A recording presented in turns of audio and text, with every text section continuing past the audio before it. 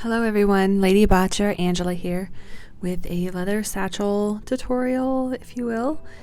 Let's get into it because it is kind of long, so here we go.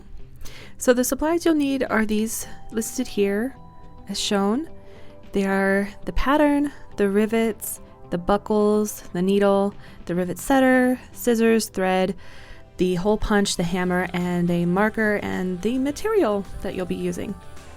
So I have here the pattern. The pattern is 5 centimeters by 2 centimeters for the sides and the bottom, and the front flap is going to be 7 centimeters long to take into account the 2 centimeters at the bottom as well. So all I'm doing is on the back side of my material, I am placing the pattern and just marking out with a permanent marker. You don't have to use a permanent marker.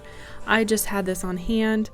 I'm going to be cutting on the inside of the permanent marker marks just because that's where the pattern is at. I'm just trying not to put that in my bag, but it does show up in the straps as I try not to be wasteful. So here's the pattern all cut out. Yes, the flap is kind of artistic, so I'm just going to be cutting out 4 straps here. And you don't have to really measure, it's just, I'm just doing this just by eyeballing it. I need 4 because there'll be 2 on the top and 2 on the bottom. It is going to be like a backpack rucksack of sorts, so I will need bottom straps and top straps because that is where the buckles are gonna go. So I have 4 roughly the same size here. So now all I'm going to do is I'm going to mark my pattern for the hole punches, and I have it to where there's 3 on the bottom and 7 on the sides. So altogether 10 holes need to be punched, plus the 4 in the back of the rucksack for the straps, for the backpack straps. So I'm just marking them here. For this material, it did kind of bleed, but everything's on the inside and I don't mind. It's just for my own personal use. So if you're worried about that, take a pen or a pencil or some kind of sewing marker that you like that can come off. I don't mind this. It's on the inside. It's the same color as the material, so that's what I did. So here I'm just marking the straps for the bottom straps and the top straps to be riveted in place. They're gonna kind of look like that. So now I'm just taking my hole punch and I'm hole punching all of these holes out and taking out the material from those holes. And it did take forever, so that's why I just kind of skipped over it. It was very boring and some of it was off screen. So all I'm doing is I'm taking this little rivet and I'm pushing it through the hole of one of the straps. And this one, I did make an extra strap for the front of the bag just to give it a little bit more flair. This is just my own personal choice that I wanted. I have a jar that's going to be going in there, a little bottle for Hester. You don't have to do this. I just did this because it was just what I wanted to do. So now I'm just taking that bottle and I'm just measuring where I need to place the other rivet so it stays in place. In retrospect, I think I made it just like a tiny bit too loose. I should have tightened it up just a little bit before placing the hole punch, but I didn't want it to be too tight where I couldn't get it in either. So it does stay. It just, if you wiggle it, it'll probably come out.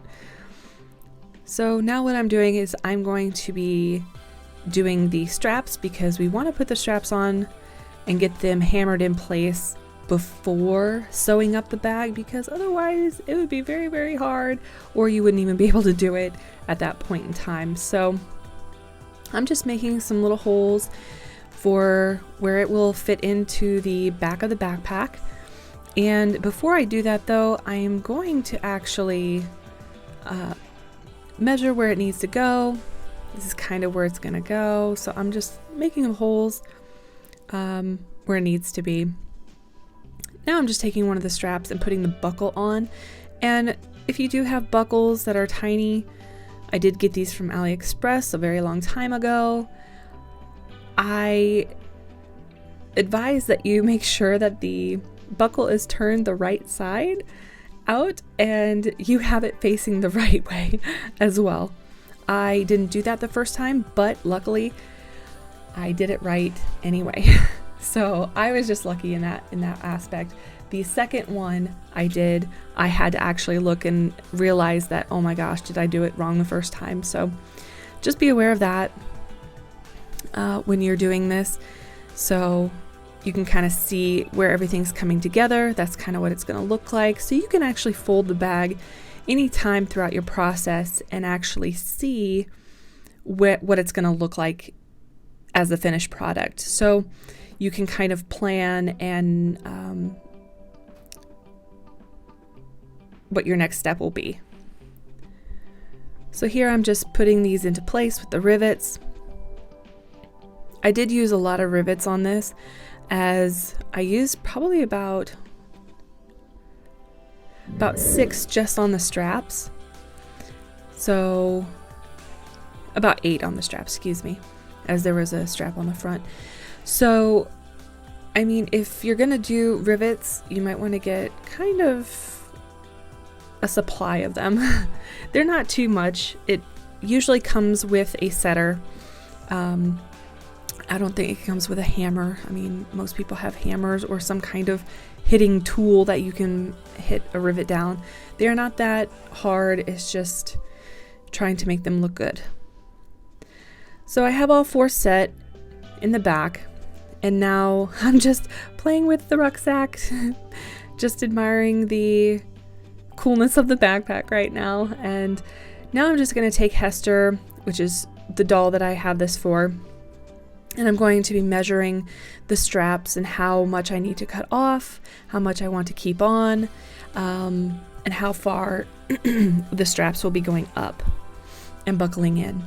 So in retrospect on this, as hindsight is 2020, I should have made the lower straps a little bit shorter, but since I already riveted it in place, I'm just going to cut the top straps a little bit shorter than I need to and hole punch as I go. So I'm just taking a little bit off the tips just to make it a little bit more interesting than just having a square leather strap. I put a little triangle at the very end, and because it makes it a little bit easier to thread through the buckle later on. Right now I'm just getting my needle and thread ready to start sewing up the rucksack. And this is going to be very hard to explain just from watching it from far away, but what I'm going to do is I'm basically just hooking up the straps to get them out of the way. And what I'm going to do is I'm going to sew it from the inside out. So all I'm doing is I'm taking a long piece of thread, embroidery thread.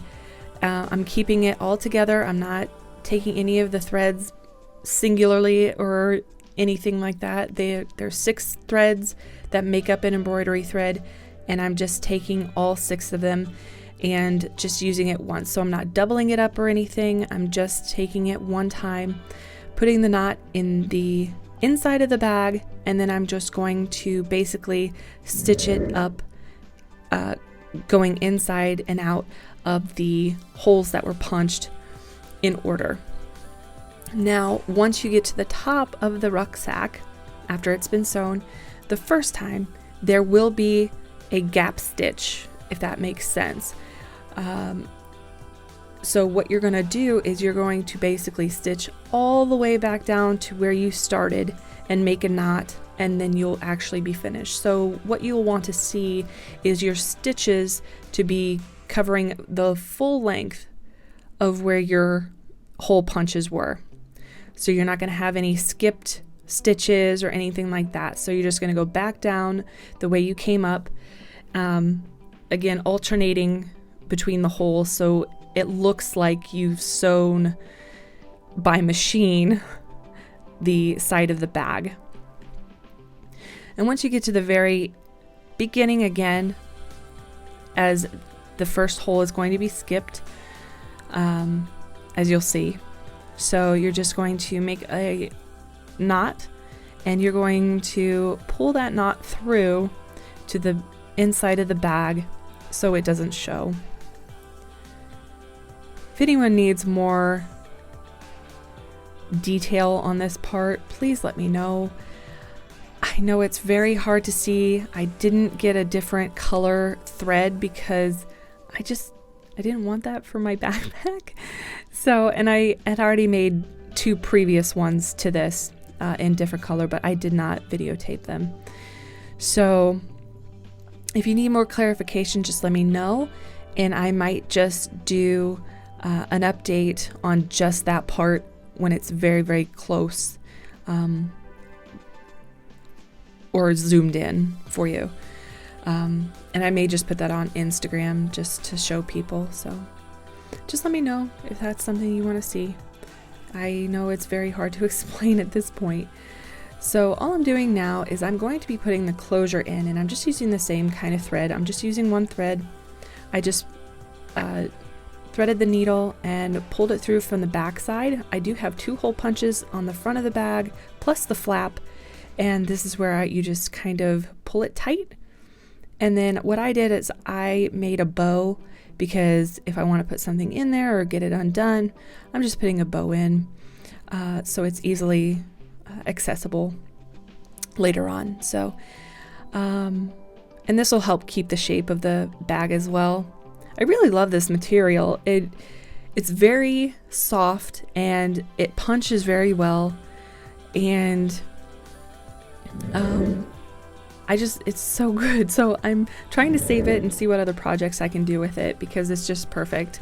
So here I am just putting in the jar, and you saw before I did glue the ends of the ties just so they don't fray. And you can do whatever you like with them, put a knot or however you like. So this is it. Here are some close-up pictures of the rucksack, and as you can see, the stitches on the side there, they are all one, so it looks like a machine did it, and it's just because you've basically backstitched the whole way down the part that you stitched up. So here you can see the rivets, and in some of these pictures you can see the marker on the straps, and that I don't mind. It's on the inside. I don't care about that. So it looks really great on Hester on the MSD size. She looks super cute. I really love the color too.